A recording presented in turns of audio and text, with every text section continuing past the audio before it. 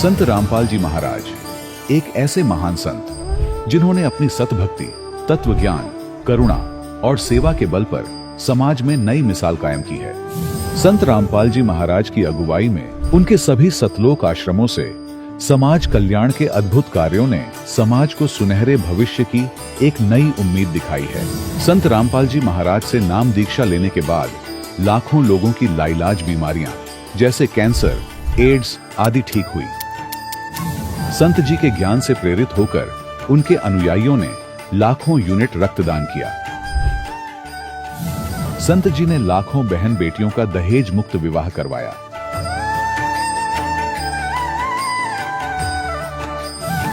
संत जी ने लाखों लोगों का नशा छुड़वाया, करोड़ों उजड़े परिवार बसे।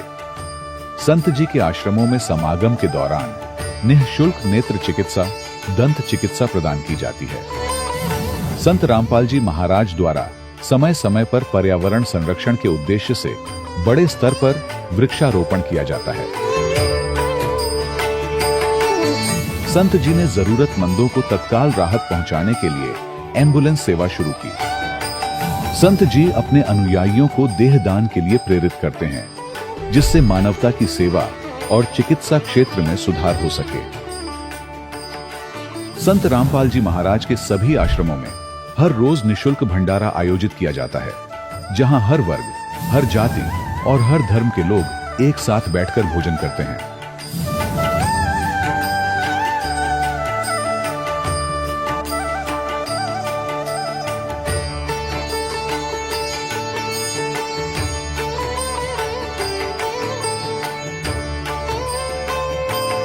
संत रामपाल जी महाराज के आश्रम में हजारों बुजुर्गों को सम्मान और प्यार के साथ जीवन जीने का अवसर मिलता है। उनके खाने, रहने और स्वास्थ्य की पूरी जिम्मेदारी संत रामपाल जी महाराज उठाते हैं। अनाथ बच्चों के लिए संत रामपाल जी महाराज के सभी आश्रम किसी वरदान से कम नहीं। यहाँ उन्हें शिक्षा, संस्कार और भविष्य के लिए बेहतर अवसर प्रदान किए जाते हैं। चाहे बाढ़ हो, भूकंप या महामारी, संत रामपाल जी महाराज और उनके अनुयायी हमेशा ही जरूरतमंदों के लिए सबसे आगे खड़े रहते हैं। कोविड महामारी के दौरान संत रामपाल जी महाराज के आश्रमों से करोड़ों लोगों के लिए भोजन, दवाइयां और जीवन रक्षक सामग्रियां उपलब्ध कराई गई। चाहे गरीब की मदद हो या किसी शोषित और पीड़ित वर्ग के हक और सम्मान की लड़ाई, संत रामपाल जी महाराज ने हमेशा ही उनकी दबी आवाज को सरकारों तक पहुंचाया है और उन्हें उचित न्याय दिलवाने में अहम भूमिका अदा की है।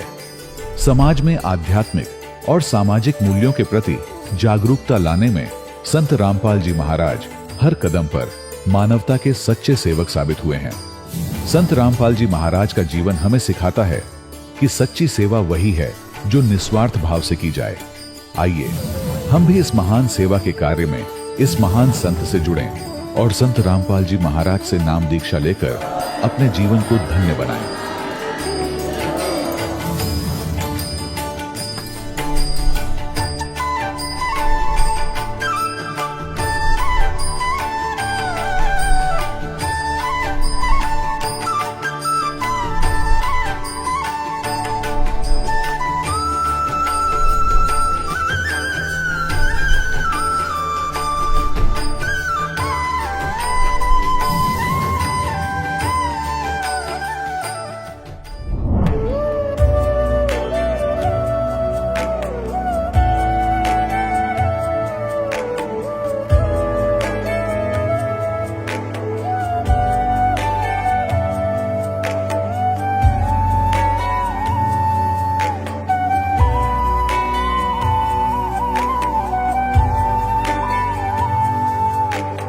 गीता 18 के श्लोक नंबर 62 में भगवान स्वयं कह रहे हैं कि अर्जुन उस परमेश्वर की शरण में जा जिसकी कृपा से परम शांति व शाश्वत स्थान अर्थात सतलोक को प्राप्त होगा।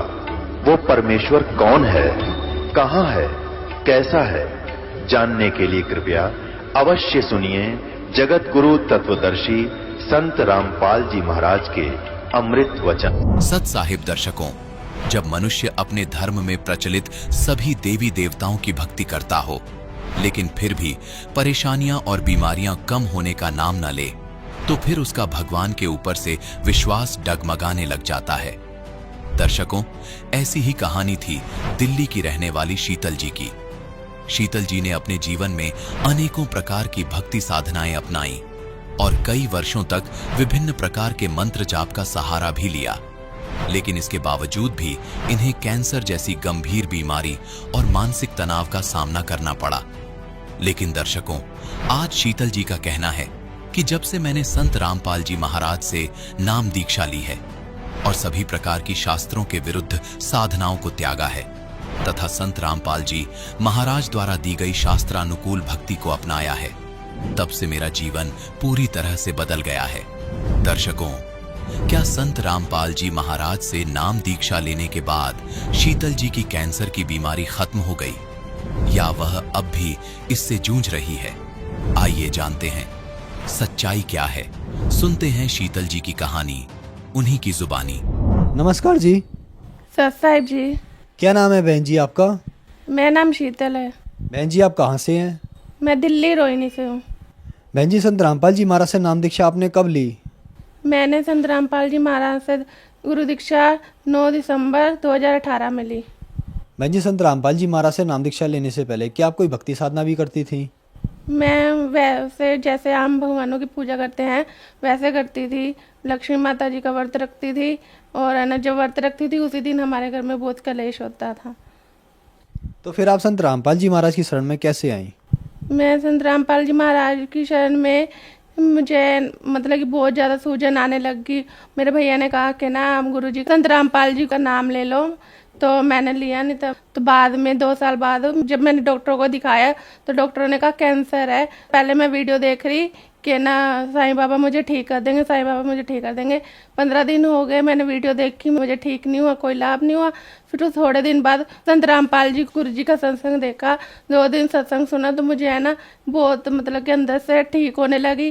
फिर मैंने फ़ोन किया कि मुझे ना संत रामपाल जी से गुरु दीक्षा लेनी है। तो उन्होंने कहा कि ना आप कहाँ हूँ? मैंने कहा मैं पंजाब में हूँ, अभी अने घर आई हूँ। तो उन्होंने कहा कि ना आप है ना वहाँ से मैं बताता हूँ। फिर मैं मोगा गई, संत रामपाल जी गुरु जी से नाम दीक्षा ली। बहन जी, आपने बताया कि आपको कैंसर था। हमने सुना है कि जो भी श्रद्धालु संत रामपाल जी महाराज से नाम दीक्षा लेते हैं उन्हें बहुत सारे लाभ प्राप्त होते हैं। तो क्या संत रामपाल जी महाराज से नाम दीक्षा लेने के बाद आपको भी कुछ लाभ प्राप्त हुए? मुझे संत रामपाल जी महाराज से गुरु दीक्षा लेने के बाद बहुत ज़्यादा लाभ हुए। मुझे कैंसर था और कैंसर मैं देसी दवाइयाँ खा रही थी और पूजा पाठ कर रही थी, मुझे कोई लाभ नहीं मिला। फिर मैं ऑल इंडिया में गई, उन्होंने कहा कि ना आपकी लास्ट स्टेज है तो आप बचने वाली नहीं, आप 2 दिन की मेहमान हो। फिर मैंने संत रामपाल जी का सत्संग देखा, सत्संग देखने के बाद मैंने गुरु दीक्षा ली। संत रामपाल जी महाराज खुद सपने में आए, कह रहे तेरा इलाज मैं करूँगा, और आज मैं ना यहाँ पर खड़ी हूँ। ये मेरी कैंसर की रिपोर्ट्स है। ये देखो आप, मैं कैंसर की मरीज थी, मुझे डॉक्टरों ने 2-4 दिन का कहा था, मैं ठीक हुई हूँ संत रामपाल जी महाराज से गुरु दीक्षा लेने के बाद। जिस टाइम मुझे कैंसर था मेरी फोटो में देख सकते हो और अब भी मुझे देख सकते हो। बहन जी, संत रामपाल जी महाराज से नाम दीक्षा लेने के बाद आपका कैंसर ठीक हुआ और भी लाभ आपको प्राप्त हुए। तो बहुत सारे श्रद्धालु आज आपको देख रहे हैं जो किसी न किसी बीमारी से ग्रस्त हैं। आपको तो बहुत भयंकर बीमारी थी कैंसर, तो वो लोग क्या संत रामपाल जी महाराज से नाम दीक्षा लेने के बाद ठीक हो सकते हैं? हाँ जी, बिल्कुल हो सकते हैं वो ठीक। उनको जो भी बीमारी हो वो संत रामपाल जी महाराज की शरण में जाएं और गुरु दीक्षा लें और ठीक होंगे, पक्का होंगे। बहन जी, संत रामपाल जी महाराज की शरण में कैसे जा सकती हैं? टीवी पे सत्संग आता है और नीचे पट्टी पे फ़ोन नंबर लिखे होते हैं और आप उनको फ़ोन करके पूछ सकते हो कि नाम दीक्षा कैसे लेंगे, वो सब आपको बता देंगे। संत रामपाल जी महाराज से गुरु दीक्षा लेके अपने सारे रोग, अपने सारे कष्ट मिटा सकते हैं। मैं जीता जागता उदाहरण आपके पास खड़ी हूँ। मैं संत रामपाल जी महाराज से गुरु दीक्षा लेने के बाद मेरा कैंसर ठीक हो गया और आज मैं बची हुई हूँ। धन्यवाद बहन जी।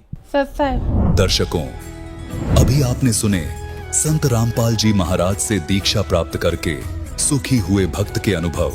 अब देखिए जगत गुरु तत्वदर्शी संत रामपाल जी महाराज के मंगल प्रवचन। ब्रह्मलोक की साधना भी आप कर रहे हो, ब्रह्म की, वहां चले जाओगे ब्रह्मलोक में, और फिर हजारों युगों के बाद सारी पुण्य कमाई खत्म करके फिर पटकेगा आपको पृथ्वी पर। यहाँ राजा भी बन जाओगे, रानी भी बन जाओगे, और फिर चारों खानी में जाओगे, गधे और गधी भी बन जाओगे। वह पूंजी नाश होने पर बैटरी डिस्चार्ज हो जाएगी और फिर आप इसी सत्र में आ जाओगे जो आज खड़े हो। कोट जन्म तन भर मत होगे, कुछ ना हाथ लग्या रे, कुकर सुकर खरवा बोरे, कौआ हंस बुगारे। कोटि जन्म तू राजा की ना मिटी न मन की आशा, भिक्षुक होके दर दर घूमया ये मिला न निर्गुण रासा। इंद्र कुबेर ईश की पदवी, ब्रह्मा वन धर्मराया, विष्णुनाथ के पुर को जाके फिर भी वापस आया। असंग जन्म तन मरत्या होगे, जीवित क्यों न मरे रे, द्वादश धर्म दुमल मुठ बोरे, बहुर न दे धरे रे। दो जग बिस्त सभी ते देखे, राजपाट के रसिया, तीन लोक से तरपत नाही, ये मन भोगी खसिया। सतगुर मिले तो इच्छा मेटे, पद मिल पदे समाना, चल हंसा उस लोक पठाऊं, जो आदि अमर अस्थाना। वहां क्या सुख है, चार मुक्ति जहां चंपी करती, माया खोरी दासी, दास गरीब अभय पद पर से, वो मिले राम अविनाशी। तो क्या बताते हैं फिर तुम, यहां परमात्मा कह रहे हैं जहां आशा ता बासा होई, मन कर्म वचन सुमरियो सोई। जहां आशा होगी अंत समय में, जैसे गीता अध्याय नंबर 8 के श्लोक नंबर 6 में कहा है कि जिस भाव से भावित व्यक्ति अंत समय में रहता है, उसी इष्ट को प्राप्त हो जाता है। तो आपको ज्ञान इसलिए दिया जाता है, रह रहकर आपको पढ़ाया जाता है, तोते की तरह रटाया जा रहा है। जैसे बच्चों को स्कूल में शिक्षा दी जाती है, वो शिक्षा उनका आधार आजीवन रहता है। इसी प्रकार आपको ये ज्ञान दिया जाता है, तो अंत समय में ये ज्ञान याद रहना चाहिए आपके। फिर परमात्मा यहां तक दयालु है, अब इनकी दयालुता का हम शब्दों में उनको बता नहीं सकते। क्या कहते हैं, यदि तुम गलती कर भी गए, ऐसे रह गए, यहां पर धक्के तुमने खाने पड़ेंगे, और ये 100 और 100 जो पिछली पीढ़ी का यूं हाथ से निकल गया, फिर तो पछताना ही पड़ेगा। फिर भी कितने दयालु हैं, आपके पुण्य बचा देंगे। शिव मंडल ब्रह्मापुरी, जय विष्णु लोक में हो, हमरे गुण भूले नहीं तो आन छुटाऊं। तो ये कौन से ज्ञान के आधार से, कि यहाँ के लोक में कोई भी सुख अच्छा नहीं है। किसी भी लोक में हम गए हैं, वहां इनके रेस्टोरेंट हैं, ये ठेकेदार हैं, हमारी ही पूंजी का 10% की, 15% की, 20-25% ये लेते हैं और अपना गुजारा चला रहे हैं। पुण्य तुम्हारे होते, उन पुण्यों से ये अपना गुजारा करें। ये तो कंट्रैक्टर हैं यहाँ के सभी देव ब्रह्म तक। तो वहां आप चले जाओगे, आपको वहां जाकर भी पता लग गया कि विष्णु लोक या ब्रह्मा लोक में जहां आप रह रहे हो, कि ये तो हम अपनी पूंजी नाश करने आ गए। गुरुजी ऐसे बताते थे, भगवान का दिए ज्ञान को हमने गलती कर दी। वहां भी तरफ से रोगे तो कहते वहां भी पहुंच जाऊंगा मैं, और आपको छुटवा के लाऊंगा कि छोड़ो इसको, ये गलती से आ गया। लेकिन ये मोक्ष समय निकल चुका होगा, लेकिन इस दौरान कोई गलती बन गई तो दयालु आपको फिर पुनः यहां जन्म दे देगा, वो तो अलग बात है। लेकिन फिर बढ़ा दिया समय, और वो जन्म मनमाना हो जाए नाइजीरिया में, और वहां का बन जा राष्ट्रपति के पुण्य खूब कर ही रहे हो या भक्ति सत कर रहे हो आप। राष्ट्रपति प्रधानमंत्री को समझा के देखो, यो ज्ञान उनके पास टाइम ही नहीं है। तो पुण्यात्माओं काल के बहुत भयंकर जाल है का, इसको समझना पड़ेगा, अपने सतर्क रहना पड़ेगा। तो यहाँ क्या बताते हैं, जहां आशा ता बासा होई ही, मन कर्म वचन सुमरियो सोई। उन जीवों को बता रहे भगवान, कह जीव सुन पुरुष पुराना, नर देह धरो बिसरो नहीं ज्ञान। अब वहां तो कहें जी हमने देख लिया, सारा जाल समझ में आ गया। हे पुराना पुरुष, आदि पुरुष, आदि परमेश्वर, हे सनातन परमात्मा, हे असली भगवान, हे रियल गॉड। वो जीव तपस्या पर बैठे बैठे जो भगवान की दया से उनकी तपत बंद होगी, जलन नहीं रही, उनको पीड़ा नहीं हो रही थी, जब बोल रहे हैं कि अब के चले गए दम मनुष्य जीवन पा गया, जो ज्ञान भूलेंगे नहीं हम। और काल पहला काम यही करे, यहाँ थे सबसे पहले ज्ञान बुलाता, तू कौन था, कहां से आया था, खत्म कर देता है तीनों गुणों के प्रभाव से। सुखदेव ऋषि को ये ज्ञान था, 12 वर्ष तक गर्भ से बाहर नहीं आके जाते बुद्धि भ्रष्ट हो जाती है इन तीनों गुणों के प्रभाव से। तब इसने तीनों देवताओं ने, ब्रह्मा विष्णु महेश ने जाकर इससे कहा था, व्यास की पत्नी की गर्भ में था, ये कहा था ऋषि बाहर आ जा भाई। 12-12 वर्ष बहनें माताएं बच्चों को पेट में रखेंगी, तो वो दुखी हो जाएंगी, हमारी व्यवस्था चेंज ना करे तो। तब इसने कहा था कि मैं तब आऊंगा जब तुम अपनी माया रोक लोगे। तो ये कहने लगे हम ज्यादा समय तक इसको रोक नहीं सकते, हमारा शरीर फट जाएगा, हम इतनी देर रोक सकते हैं, इतनी देर। तो उन्होंने बोला तुम इतनी देर ही रोक लो। कहते तीनों देवा थम्बी माया, गर्भ उधर से बाहर आया, तुरंत 1 सेकंड के अंदर बाहर आ गए, सेकंड के भी कुछ है समय। तो कहने का भाव ये है कि उस समय आया ये जिसमें उन्होंने अपनी ये थोड़ी सी, इतने से ज्यादा ये रोक नहीं पाते। सचेत रहा कि भक्ति करनी चाहिए, मनुष्य उन बार बार नहीं मिलता। अपने पिताजी को भी दर्शन भी नहीं दिए ना उसके करे, व्यास जी के पुत्र पुत्र के व्यास टेरा। और तो कहता है एक लेवा एक देवा दूतम। वेद व्यास जी ने कहा बेटा तेरा तो दिखा दे, तेरा 12 वर्ष तक इंतजार की कि बेटा होएगा बेटा होएगा, दर्शन करूं। तब इसने कहा था कि एक लेवा एक देवा दूतम को किसी का पिता नहीं पूतम, रण संबंध जुड़ा एक ठाठा, अंश में सब 12 बाटा। ऋषि जी ना जाने कितनी बार मैं तेरा बाप हो लिया, ना जाने कितनी बार तू मेरा बाप हो लिया, ये तो भयंकर समस्या है, इसका समाधान करूंगा। अब कहते हैं गुरु बिन काहु न पाया ज्ञाना, जो थोथा बुछड़े मूड किसाना, गुरु बिन वेद पढ़े जो प्राणी, समझे न सार रहे अज्ञानी। अब प्रेरणा पाके निकल भी गया, काल की जाल जो कितने भयंकर हैं, आगे मन में आ गया मेरे से समर्थ कोई है नहीं, आकाश में उड़ गया मैं। फिर इसकी दुर्गति कर रखी थी, फिर परमात्मा ने दया बख्शी, इसकी सद्बुद्धि लाई ठिकाने के गुरु बना, राजा जनक जी से उपदेश लिया, और तब थोड़ा बहुत राहत मिली जो इसी लोक की थी। और सतलोक की तो बात ही छोड़ दो। अब समय आया है तो दास पर रजा करिए, आपके ऊपर मेहर किया, आपका जन्म मनुष्य जीवन का है, स्त्री या पुरुष का। अब इसका लाभ उठाओ पुण्यात्मा। कहे जीव सुन पुरुष पुराना, नर देह पा बिसरो नहीं ज्ञाना। हे परमात्मा, हे आदि पुरुष, हे पुराना पुरुष, सुन लो, अब मनुष्य जीवन पा करके हम कभी भी परमात्मा की सत भक्ति और ये ज्ञान नहीं भूलेंगे, हम भ्रमित नहीं होंगे। फिर क्या बताते हैं, पुरुष जान सुमरा जमराई, वेद पुराण कहे समझाई। कहते हमने भगवान जान के इस काल ब्रह्म की पूजा की, वहां जाकर समझ में आई भगवान के ज्ञान से, और जो भी हमें ज्ञान मिला वेद और पुराणों के आधार से, हमने इस ब्रह्म की साधना, काल की साधना की। पुरुष जान, पुरुष माने परमात्मा, जान सुमराई यमराई, यमराई माने यम काल, यम राजा। वेद पुराण कहे मति एहा, निराकार से की जय नेहा। ये सभी वेदों और पुराणों के ज्ञाता हमें यही बताते रहे, ज्ञाता माने जाने वाले, ज्ञाता थे नहीं, वो कथित ज्ञाता थे, कि निराकार की भक्ति करो। सुर नर मुनि जन 33 करोड़ी, बंधे सभी काल की डोरी। ताके मते कीन हम आशा, अब हमें चीन पड़ा यम फांसा। उसके बताए हुए लोक वेद दत्त कथा के आधार से हमने ये आशा ला रखी थी। सुर नर मुनि जन 33 करोड़ी, बंधे सभी काल की डोरी। वो भी इसी की पूजा कर रहे हैं।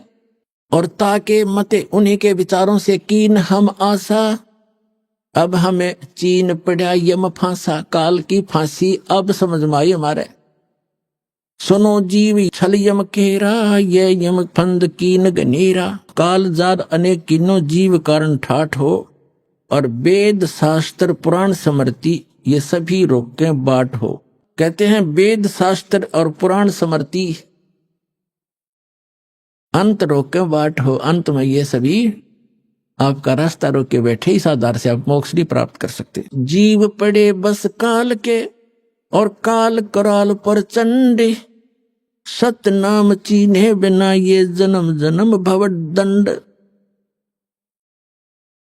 आगे फिर क्या बताते हैं, धर्मदास पूछो जो मोही, युग युग कथा कहूं मैं तो ही। जब ही पुरुष आज्ञा की ना, जीवन काज पृथ्वी पग दीना। कर परिणाम तभी पग धारा, पहुंचे जाए धर्म दरबारा।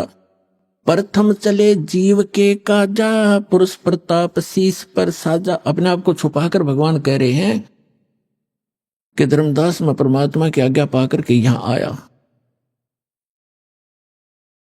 आवत देख मिले धर्म अन्यायी, ये काल अन्यायी मुझे आता देखकर मिला, तिन पुनः हमसे राड बढ़ाई। इसने मेरे साथ झगड़ा ठाना जब मैं यहाँ आ रहा था। वो को देख काल डिग आवा, मेरे निकट आ गया और महा क्रोध बोले अतुरावा, क्रोधित होकर और मेरे से ऐसे बोला, जोग जीत यहाँ क्यों आयो, सो तुम हमको वचन सुनाओ, के तुम हमको मारन आयो, जो पुरुष वचन हो मुझे सुनाओ।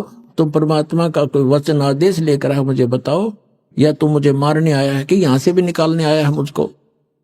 कबीर परमात्मा कहते हैं, तासो किन सुनोद अन्यायी जीव काज में जाऊं संसार सिधाई, जीवन के तुम बहुत भुलावा, बार बार जीवों को सतावा, पुरुष भेद तुम गुप्त कर रखा, अपनी महिमा प्रगट बाखा। कहते तुमने पुरुष यानी परमात्मा का भेद तो कति गुप्त कर दिया और अपने आप को भगवान सिद्ध कर लिया।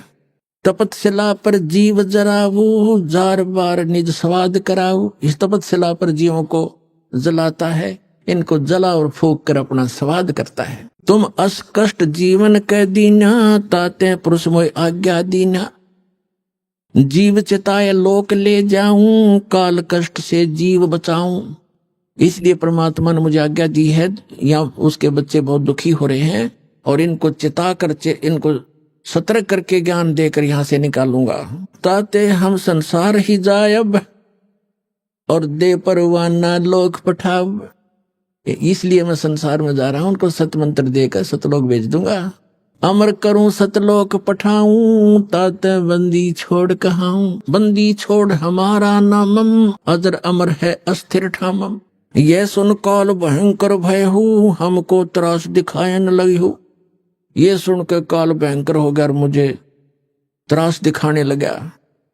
काल कहता है, सत्तर युग हम सेवा की नी, राज पुरुष ने मोको जीना। 70 युग मैंने तपस्या की और परमात्मा ने मुझे ये लोक दिया है। मैंने कोई नाच गा कर नहीं प्राप्त किया, अपनी तपस्या से प्राप्त किया है, भगवान ने दिया है।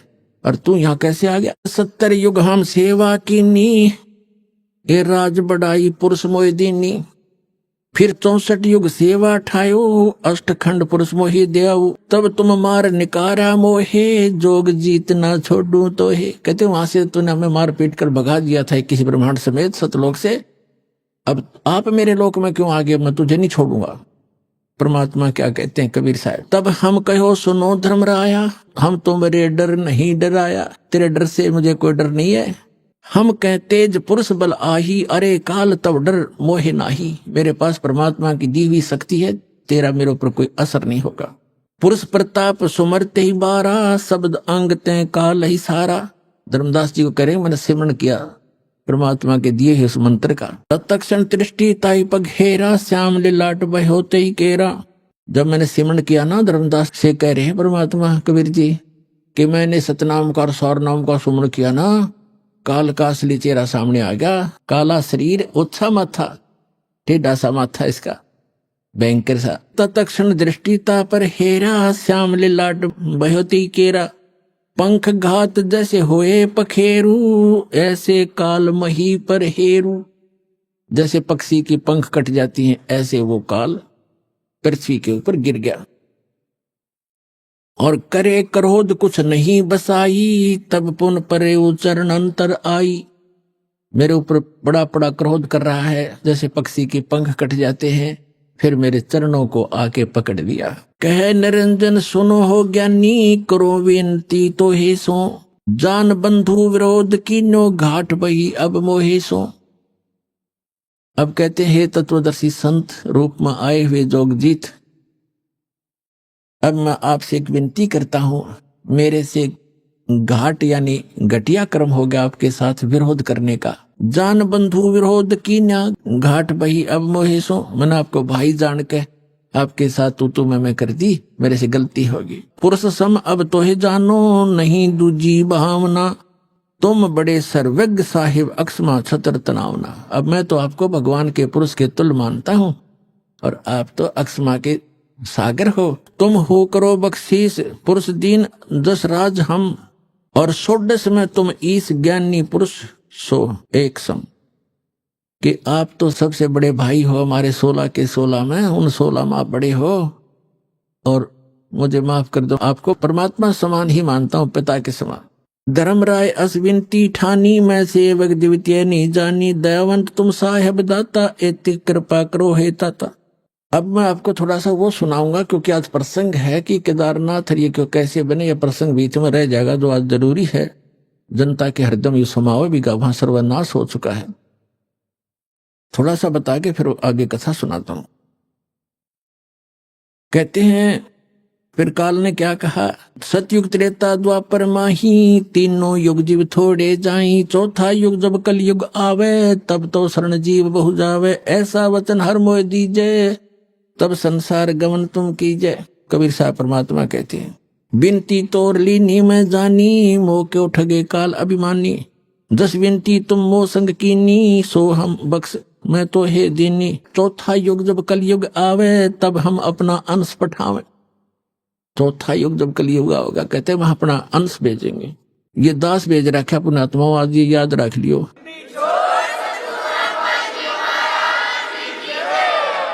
और जय परवाना दे है सत शब्द दे हाथ, जिसको वो नाम सत शब्द और सतनाम सार नाम दे देगा, सो जीव यम नहीं पावही, सदा ताहे हम साथ।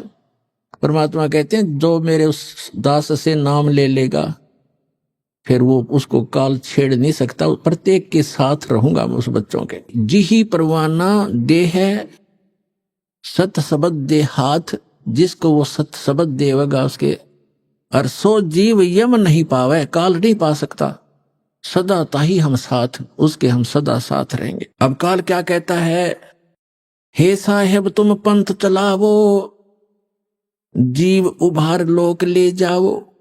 वहां जाकर के आप करोगे ना ऐसा। अब ये क्या कहता है, पंथ एक तुम आप चलाओ, जीवों को सतलोक पठाओ। आप तो एक पंथ चलाओगे, परमात्मा ने कहा कि आगे बताएंगे।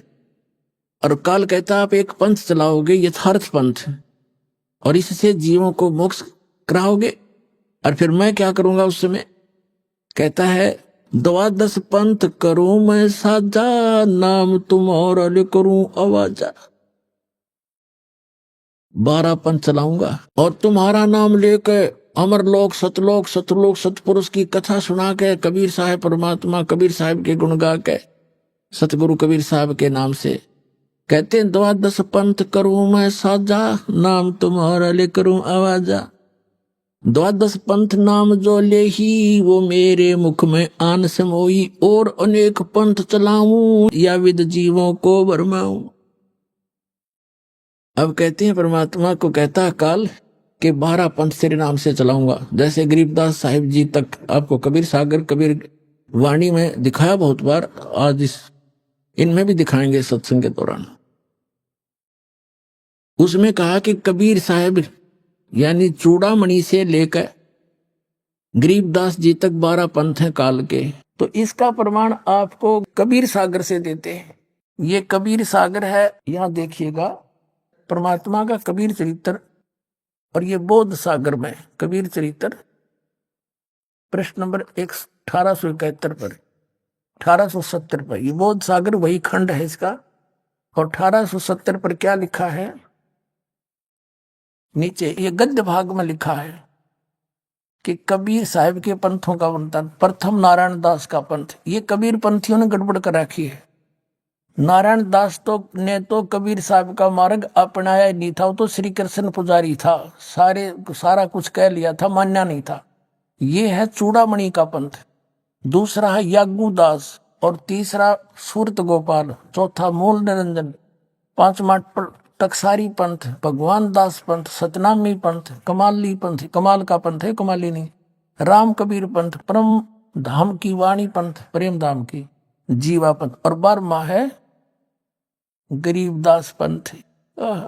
उसमें क्योंकि यथार्थ भक्ति नहीं है, महिमा परमात्मा की थोड़ी बहुत है, वो कबीर साहब को एज ए गॉड नहीं मानते। लेकिन गरीबदास जी जो थे वो पुण्यात्मा थी, उनको परमात्मा ने यथार्थ ज्ञान दिया था, उन्होंने अपने आंखों देखा, एक गरीबदास ग्रंथ बनाया है। तो उनको आदेश था कि अभी किसी को ये बताना नहीं यथार्थ मंत्र। लिख जरूर दिया, लिख रखा उन्होंने, और ज्ञान भी सारा लिख रखा, पर वो कहीं कहीं टुकड़ों में लिख रखा। जैसे स्पेयर पार्ट्स की दुकान होती है, उसमें सारे मोटर के पार्ट होते हैं गाड़ी के। अब कोई कहीं रखा कहीं रखो, तो अपनी सुविधा अनुसार इंजीनियर ही उनको उठा उठा कर गाड़ी बना सकता है, अनजान को कुछ कर ही नहीं सकता। सारा सामान रखा है, तो ये 10 इंजीनियर बना के भेज दिया, राम नाम की गाड़ी बना दी आपके लिए।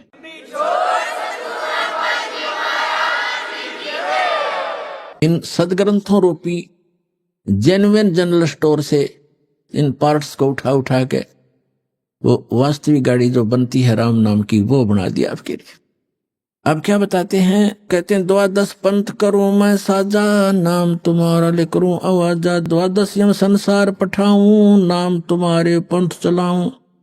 ये 12 काल के अपने दूत भेजूंगा, इनके मुखिया होंगे। जैसे राधा स्वामी पंथ का मुखिया शिवदयाल जी था, इसका इनका कोई गुरु नहीं, सिर पैर नहीं कोई ज्ञान का। सतलोक और सतपुरुष की महिमा गावे, इसको ये नहीं मालूम सतनाम किसे कहते, सतपुरुष किसे कहते, सार शब्द क्या है और सतलोक क्या है, अटपट कर रखी है उसने। और फिर भी उनके पीछे बौड़ी आत्मा चिपके बैठे है। तेरे की धिक्कार है ऐसे ज्ञान को, ऐसी बुद्धि को, ऐसे संत को। वो काल के दूत थे, और उससे ये धर्मधर सतगुरु सच्चा सौदा, जय गुरुदेव, और ये सारी ब्रांच निकली हुई है। सच्चा सौदा सिरसा, जगमाल वाली, जनोद भिवाड़ी वाला, ताराचंद का चलाया हुआ, और ये ठाकुर सिंह का, ये सारा इसी काल के दूतों के चलाया हुआ है।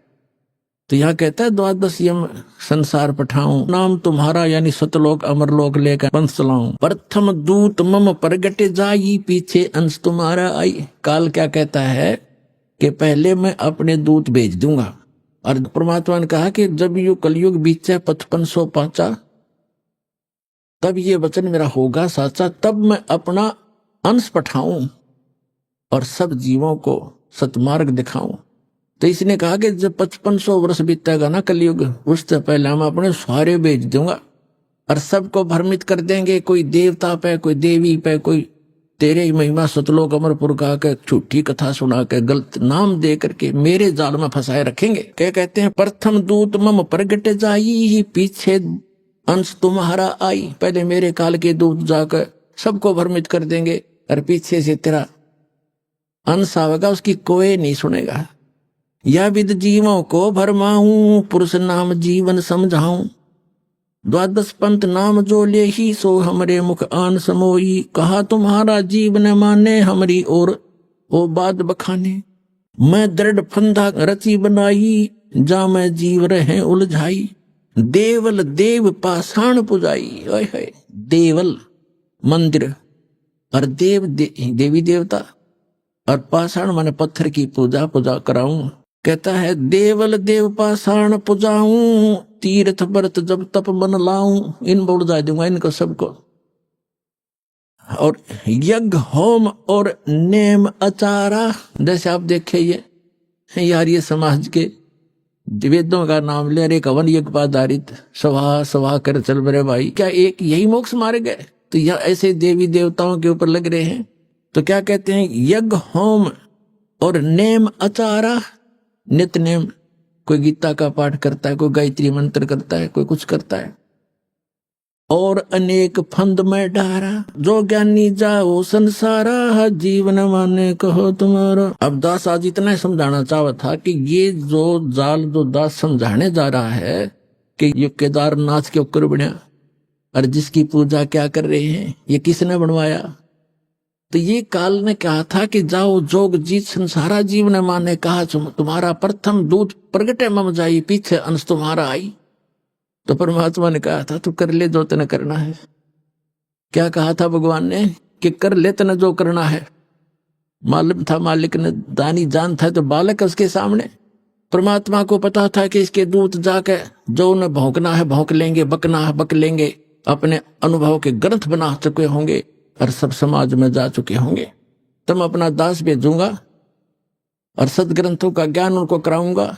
उस समय परमात्मा ने कहा था कलयुग का 5500 वर्ष जब बीत जाएगा कलयुग, उस समय ये विज्ञान फैलाऊंगा अपने आत्माओं। ये 5505 1997 में पूरा होता कलयुग। उसके बाद ये इलेक्ट्रॉनिक मीडिया और सारे ये CD DVD ये जब चलने लगे, उससे पहले कख भी नहीं था। इसलिए परमात्मा ने कहा था कि मेरा बच्चा जब जाएगा पीछे तो सब सदग्रंथों को रूबरू करेगा और उनके काल के दूतों के बनाए हुए अनुभव उनके पास होंगे, लिखे हुए होंगे। ओरिजिनल और डुप्लीकेट नोट को दिखाएगा सामने सामने करके, मेरे बच्चे मुझे समझ जाएंगे, 1 मिनट में छोड़कर मेरे पास आ जाएंगे, उनका कल्याण होगा।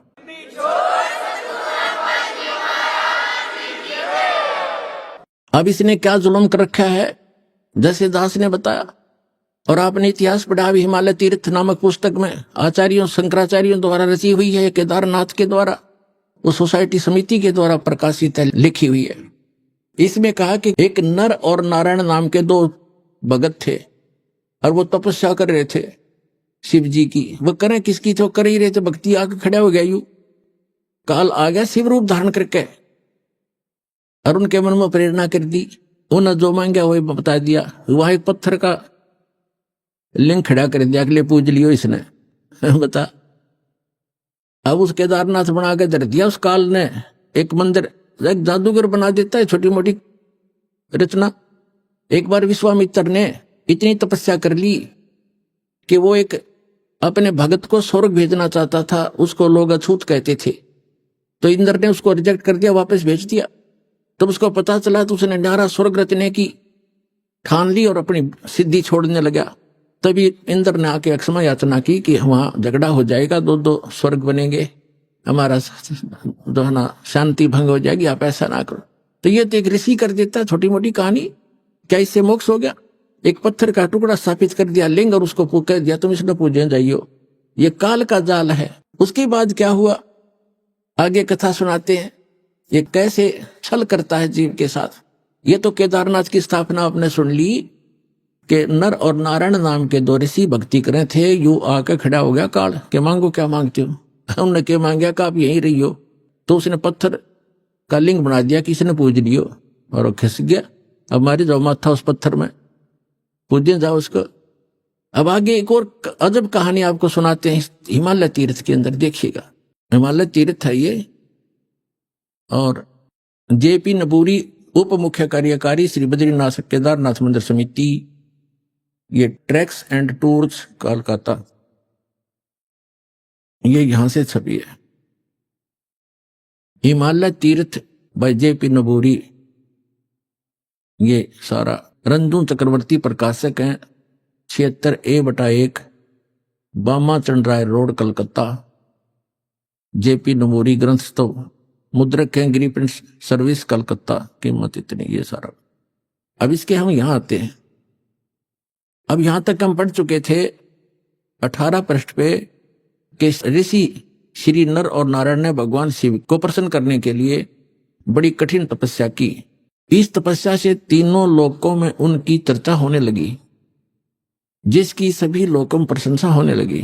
फलस्वरूप भगवान शंकर भी नर नारायण की तपस्या से प्रसन्न हुए और उन्हें प्रत्यक्ष प्रकट होकर ऋषियों को दर्शन दिए। उन दोनों ऋषियों ने भगवान भोलेनाथ के दर्शन से आनंद विभोर होकर स्तुतियों और मंत्रों से उनकी पूजा अर्चना की।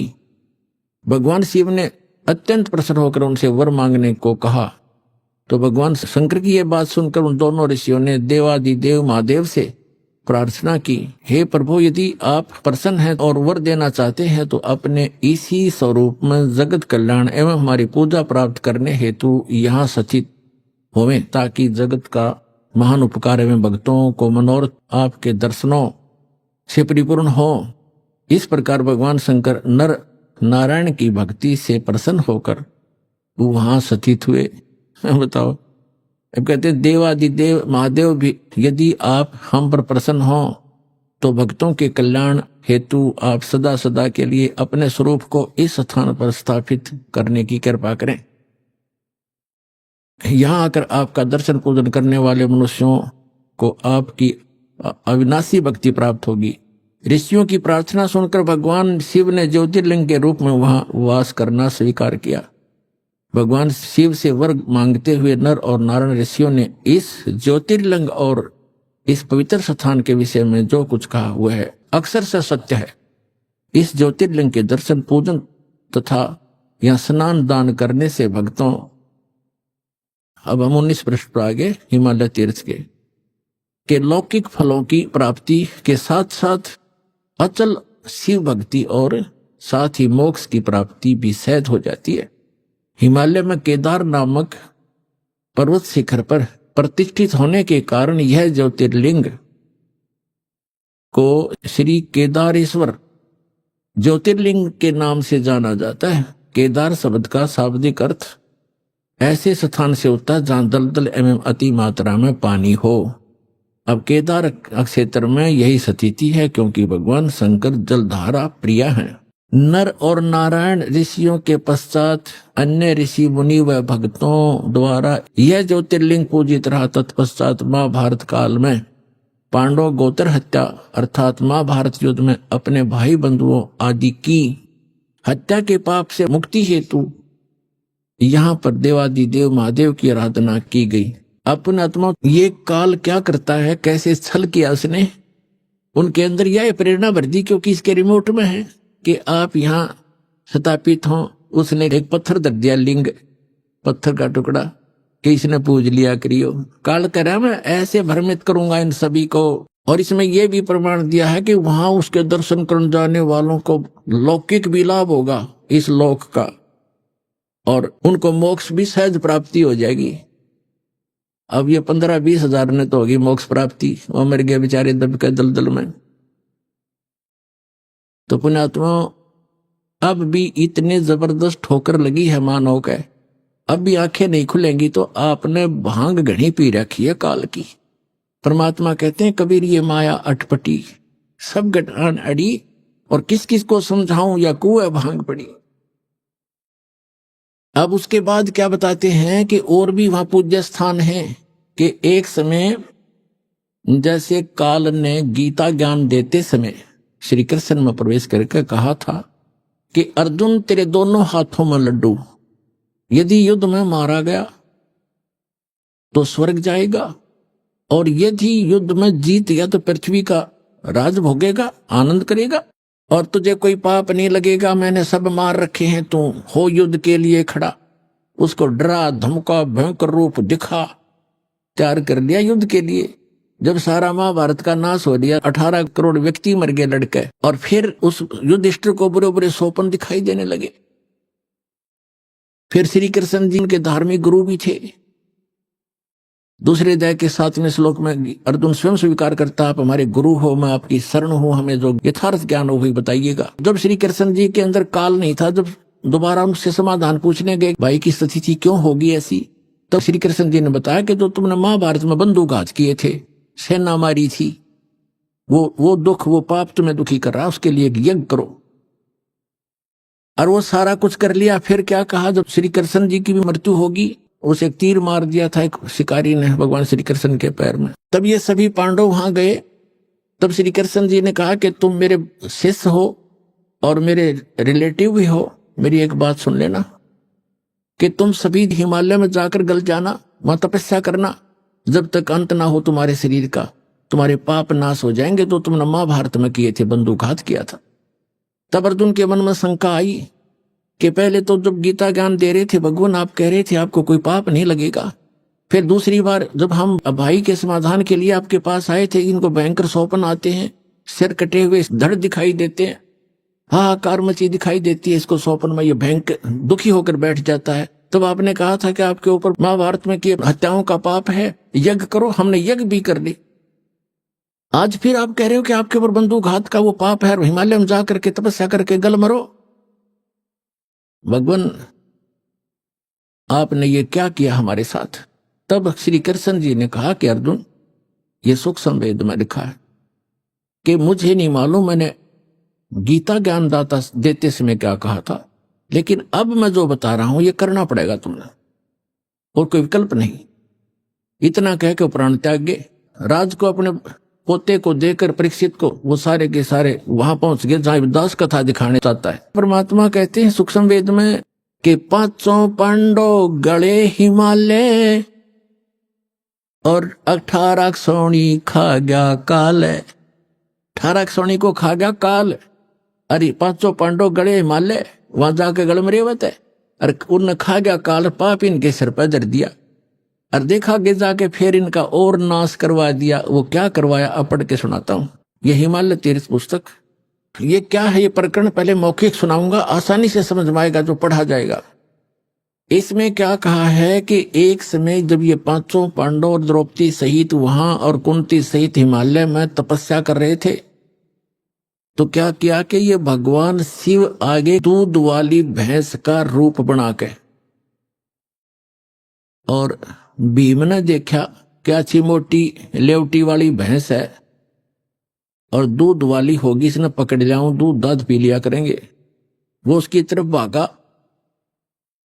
तो वो काल समा गया पृथ्वी में। समाते समाते उसका बैक पोर्शन रह गया, पिछला पिछला हिस्सा, कहते बली महाबली भीम ने पकड़ लिया नो चक्कस जबरदस्त और गाड़ दिए पंजे। बोला वही रुक गया वो, फिर वो पत्थर का बन गया। आकाशवाणी हुई कि इसकी पूजा किया करो। बता, भैंस के टट्टी पेशाब के पोर्शन की पूजा ला दिए फिर वह। तरह के जो। अब दिखाता हूं आपको, यह हिमालय तीर्थ पुस्तक हम पढ़ रहे हैं और यहां हम 18 पृष्ठ 19 पृष्ठ पर आ गए। अब इसके हम यहां पढ़ते पढ़ते आ चुके थे। इस ज्योतिर्लिंग के दर्शन पूजन तथा यहाँ स्नान दान करने से भक्तों लौकिक फलों की प्राप्ति के साथ साथ जो अचल शिव भक्ति और साथ ही मोक्ष की प्राप्ति भी सहज हो जाती है। जैसे आई भोगी 20,000 लगभग 15,000 20,000 जैसे टीवी पर आ रहा था, और व्यक्ति वहां केदारनाथ मंदिर के आसपास मर गए, उसके हजारों तो उसके मंदिर के अंदर ही मर गए और उसके परिसर में मंदिर का पता नहीं। एक वो शिवलिंग खड़ा है, नो के बस उसको छू कर पानी उतर गया, शिवलिंग तो बच गया, बाकी सारे मर गए जो पुजारी थे। अब यहां देखिएगा तो क्या कहते हैं कि वहां जाने वालों को मोक्ष भी सहज में प्राप्त हो जाता है और लौकिक सुख भी होते। फिर गीता के ज्ञान देने की क्या आवश्यकता थी, गीता पढ़ने की क्या आवश्यकता थी, फिर वेदों की क्या आवश्यकता थी। अगर वहां ऐसे जाने से मोक्ष हो जाता है तो बहुत आसान। नहीं तो भ्रमित ये फैलाया हुआ जाल है काल का। इसने पहले कहा था कि ऐसे भरमा दूंगा देवल देव और पाषाण पुजाऊं, या विद जीवों को भरमाऊं। जाओ जोग जीत संसारा जीव न माने, कहा तुम्हारा जीव तुम्हारा कहा न माने। और हमारी ओढ़ हो बाद बखाने, हमारी संज्ञान के आधार से वो एडवोकेट बन जाएंगे, वकील बनेंगे मेरे, और तुम्हारे साथ विवाद किया करेंगे, तुम झूठ बोलते हो। तो परमात्मा ने कहा था एक बार वो टाइम आने दे मेरा, और बिजली पिड्डी की जो ठीक मन रखी है उसने ठीक ना आने दे, फिर देखूंगा तेरे सारे ज्ञान और तेरे सारे समाधान फेल कर दूंगा, अपने बच्चों को अपना ज्ञान समझाऊंगा। अब जो दास आपको समझाना चाहता है, अब आगे इसमें एक और क्या पूज्य है वहां पर वो दिखाता हूं। ये देखिएगा हिमालय तीर्थ 19 पृष्ठ पे हम पुस्तक पे आ गए हैं। तत्पश्चात महाभारत काल में पांडवों द्वारा गोत्र हत्या अर्थात महाभारत युद्ध में अपने भाई बंधुओं आदि की हत्या के पाप से मुक्ति हेतु यहाँ पर देवादिदेव महादेव की आराधना पांडवों द्वारा की गई। इसी प्रसंग में पुराणों में एक कथा आती है। भगवान वेदव्यास जी की आज्ञा से पांडव केदार क्षेत्र में आए। भगवान महिष यानी भैंस का रूप धारण करके केदार अंचल में घूमन फिरन लग गए, विचरण करने लगे। भीम ने भगवान शिव को मायावी महिष के रूप में पहचान लिया। अभी तो लेखक की अपनी चतुरता है, उसने तन्नो देखा था कि अच्छा मोटा लेवा है और दूध बढ़िया देगी, इसने पकड़ दिया, भाग के वो गया था भैंस पकड़न और वो बन गया उसके सिर का दर्द। भीम ने भगवान शिव को मायावी महिष भैंस के रूप में पहचान लिया। वे ऐसा जानकर भगवान शिव महिष रूप में पृथ्वी में समा ही रहे थे कि महाबली भीम ने दौड़कर उनका पिछला भाग पकड़ लिया। पांडवों की भक्ति से एवं विश्वास को देखकर भगवान शिव ने उन्हें साक्षात दर्शन दिए। आ गया काल प्रकट हो गया फिर। और गोत्र हत्या गुरु हत्या पाप के फलस्वरूप प्रायश्चित के रूप में भीम द्वारा पकड़े गए पृष्ठभाग की पूजा अर्चना का आदेश देकर वहां से अंतर्ध्यान हो गए। पृष्ठभाग ने शिला रूप धारण किया, पत्थर बन गई। फिर वो पिछला भाग जो पांडवों द्वारा पूजित हुआ वह तब से आज तक पूजित है। पुण्यात्मा देखो, अब ये है वो एक केदार उन्मत यो भी है, जो भैंस की पिछला टिट्टी पेशाब का पोर्शन बाकी रह गया, वो पत्थर बन गया, और काल आ गया शिव रूप धारण करके और कहा कि इसने पूजा करियो थारे सारे पाप कट जाएंगे। ये कट गए पाप, वहां हो गया नाश। ऐसा दुख हो रहा है दास को। अब ये केदार कैसे बने थोड़ा ये दिखाते हैं, देखिएगा। भीम द्वारा पकड़े गए पृष्ठ भाग को पूजा अर्चना का आदेश देकर वही अंतर ध्यान हो गए। पृष्ठ भाग उस भैंस का पिछला हिस्सा टट्टी पेशाब का पोर्शन ने शिला रूप धारण किया, जो पांडवों द्वारा पूजित हुआ और वह तब से आज तक पूजित है।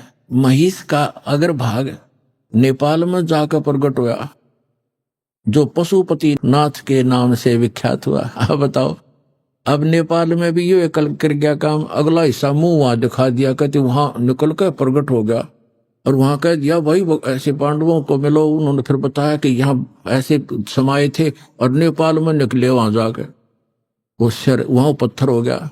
अब वहां एक मंदिर बन गया पशुपति नाथ का, वहां लग गए पूजा करने। कोई बात, एक काल का फैलाया जाल है सारा। नेपाल के अंदर जो जाते हैं श्रद्धालु पूजने के लिए, ये भी वही काल का जाल है। आगे देखो, वो पशुपति नाथ से विख्यात हुआ नेपाल में। फिर क्या बताते हैं, भैंस के अन्य 4 भाग क्रम से तुंगनाथ में बाहु, रुद्रनाथ में मुख और मध्य महेश्वर में नाभि, कल्पेश्वर में जटा।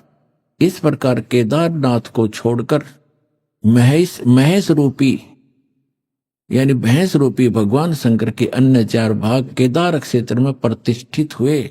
केदारनाथ सहित ये स्थान 5 केदार नाम से विख्यात हुए। ओए होए होए, ये पर भी लेन जात है दुनिया, हमरा ज्ञान किने ना सुनिया। पुण्यात्माओं, इस काल के जाल को समझो और इस सतलोक आश्रम आओ और अपना कल्याण करवाओ। इस पृथ्वी पर यदि एकमात्र स्थान है परमात्मा कबीर जी द्वारा चलाया हुआ यथार्थ ज्ञान अपने बच्चों के लिए, इसको पहचानो। और पुण्यात्माओं, उस परमात्मा ने आकर यह ज्ञान दिया था।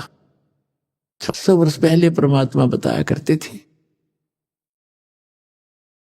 और क्या कहा करते थे, धर्मदास ये जग बोरा ना, कोई न जाने पद निर्वाणा।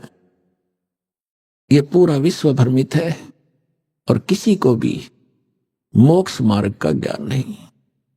यही कारण मैं कथा पसारा, जग से कोई एक राम नियारा। यही कथा तुम जग जीव सुनाओ, सब जीवों का भरम नसाओ। अब मैं तुमसे कहूं चताई, तेरे देवन की उत्पत्ति भाई। ज्ञानी सुने सो हृदय लगाई, मूर्ख सुने तो गम नहीं पाई। परमात्मा कहता है कि मैं जो कथा तुम्हें सुना रहा हूं, तो लिख रहा है, लिखते जाना, सुनते भी रहना, और इस कथा को तू आगे संसार में बताना और सब जीवों के भ्रम का नाश करना। तो पुण्यात्मा, सौभाग्य आपका, आप जी को परमात्मा का ये मार्ग उस समय में मिल रहा है जो परमात्मा ने ये प्रकट करना था। और धन्य है आपके माता पिता जिससे आपका जन्म हुआ। वो माता पिता आपको अपने बच्चों को यहाँ लेकर आते हैं, ये आपके सच्चे माता पिता हैं। और आज जो आप अपने बच्चों को, माता पिता को, भाई बहनों को कितना प्यार करते हो, तो ये प्यार तो आपका रह नहीं सकता यदि उस गलत साधना में लगे रहे। तो इस साधना से आप सत भक्ति करोगे और भले ही आप धीरे धीरे यहाँ से चलते जाओगे, शरीर छोड़ छोड़ जाओगे, तो सतलोक में पहुंचोगे। वहां जाकर के जैसे परिवार आपका यहाँ बन गया, ऐसे धीरे धीरे ऐसे ही वहां बन जाएगा। और फिर वो इतने बच्चे प्यारे लगा करेंगे, इससे भी अच्छे लगेंगे। वहां इतना सुंदर शरीर होगा, अच्छा व्यवहार होगा, शिष्टाचार न्यारा है, वहां कोई किसी चीज का भाव नहीं। अब तो कितना ही प्यारा बेटा और बेटी हो, बेटी को तो पिता ब्याह के पढ़ाई करके छोड़ेगा क्योंकि यहाँ का नियम है, फिर अपनी कहाँ हुई। और बेटा कितना ही प्यारा है, जब वो युवा हो जाएगा उसको कहेगा बेटा अपना काम कर। जब वो काम नहीं करेगा तो दुश्मन दिखाई देगा, क्यों कर कभी ना खाता, तो प्यार भी रुड़ता फिर अपना। और 6 महीने बालक बीमार हो जा, 1 वर्ष बेटा बीमार हो जा, बेटी हो जा, माता पिता खुद कहने लग जाते हैं भगवान इसकी माटी संगवा ले, घना दुखी हो गए हो। दुखी तो वो खुद होते हैं, पर कहना पड़ता है ना यो घना दुखी हो रहा है। इसी प्रकार माता पिता 6 महीने दुखी हो जा, दरंग मार जा, टट्टी पेशाब दौड़ा पड़ जा, पुत्र वो दूर बेटा तो जल्दी हाथ खड़े कराया करे। तो यो प्यार यहाँ का नकली है भाई, सथाई नहीं है। ठीक है, ममता और ये शिष्टाचार यहाँ भी हमने बनाए रखना पड़ेगा, और इस भक्ति से फिर आपको ऐसे अटैक नहीं होंगे। अभी आपने सुने संत रामपाल जी महाराज के मंगल प्रवचन। आइए अब सुनते हैं संत रामपाल जी महाराज से नाम दीक्षा लेकर सतभक्ति करके अद्भुत लाभ प्राप्त करने वाले अनुयायी के विचार। दर्शकों, क्या हो जब मनुष्य अपने धर्म में सुखदायक बताई जाने वाली सभी प्रकार की प्रचलित साधनाएं करता हो, लेकिन फिर भी उसके जीवन में न तो आत्मिक शांति हो और न ही शारीरिक सुख हो। दर्शकों, कुछ ऐसी ही कहानी थी पंजाब के रहने वाले कुलवंत जी की। कुलवंत जी ने अपने जीवन में अनेकों प्रकार की भक्ति साधनाएं अपनाई। इन्होंने मंदिरों में जाकर पूजा की, व्रत उपवास रखे, तीर्थ यात्राएं की और सत्संगों में भी गए। लेकिन इतना सब करने के बावजूद भी न तो इन्हें कोई शारीरिक सुख मिला और न ही मानसिक शांति मिली। दर्शकों, सुख और शांति के लिए कुलवंत जी ने 12 वर्षों तक राधा स्वामी पंथ में बताई जाने वाली भक्ति भी पूरी निष्ठा के साथ की, पर अफसोस वहां से भी इन्हें कुछ नहीं मिला। लेकिन दर्शकों, आज कुलवंत जी का कहना है कि जब से मैंने संत रामपाल जी महाराज की शरण ग्रहण की है, तब से मेरी जिंदगी पूरी तरह से बदल गई है। दर्शकों, आखिर कुलवंत जी ऐसा क्यों कह रहे हैं? आखिर कुलवंत जी ने राधा स्वामी पंथ को छोड़कर संत रामपाल जी महाराज की शरण क्यों ग्रहण की? आखिर इसके पीछे की सच्चाई क्या है? सुनते हैं कुलवंत जी की कहानी, उन्हीं की जुबानी। सर, क्या नाम है आपका? कुलवंत दास। कहाँ से आए हैं आप? मंडी गोविंदगढ़। कुलवंत जी क्या काम करते हैं? कारपेंटर था। सर, संत रामपाल जी महाराज से नाम दीक्षा लेने से पहले आप क्या भक्ति साधना करते थे?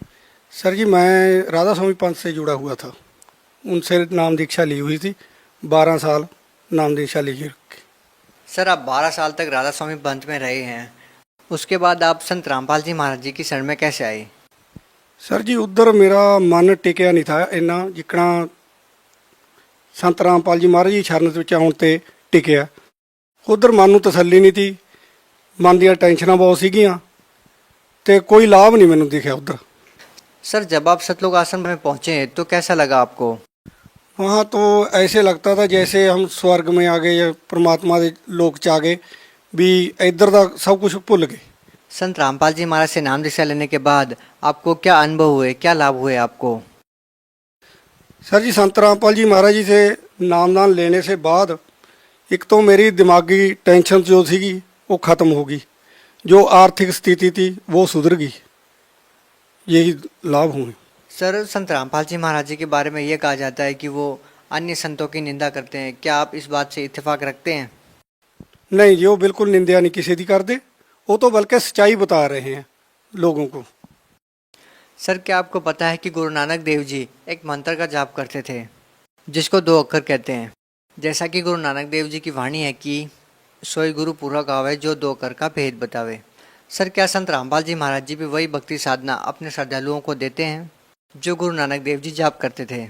बिल्कुल जी, वही देते हैं जो गुरु नानक देव जी, गुरु रामपाल जी महाराज जी ने ग्रंथों च ते अपने गीता च सारे च सिद्ध किया कि ये 2 अक्षर का मंत्र है, इसका जाप गुरु नानक देव जी ने किया, वही जाप वो देते हैं। सर, आप भगत समाज से क्या प्रार्थना करना चाहेंगे? भगत समाज से यही अर्ज है कि संत रामपाल जी महाराज जी के अपने नामदान लो और नामदान लेके अपना कल्याण कराओ। सर, बहुत बहुत धन्यवाद। सत श्री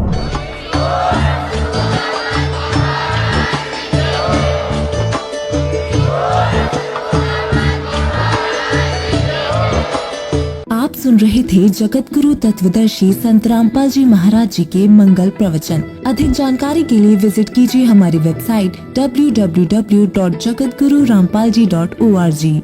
संत रामपाल जी महाराज जी के शुभ आशीर्वाद से पूरे विश्व भर में 500 से भी ज्यादा नाम दीक्षा केंद्र हैं, जिन पर संत रामपाल जी महाराज जी द्वारा ऑनलाइन निशुल्क नाम दीक्षा दी जा रही है। अपने नजदीकी नाम दीक्षा केंद्र का पता करने के लिए संपर्क करें 8222880541।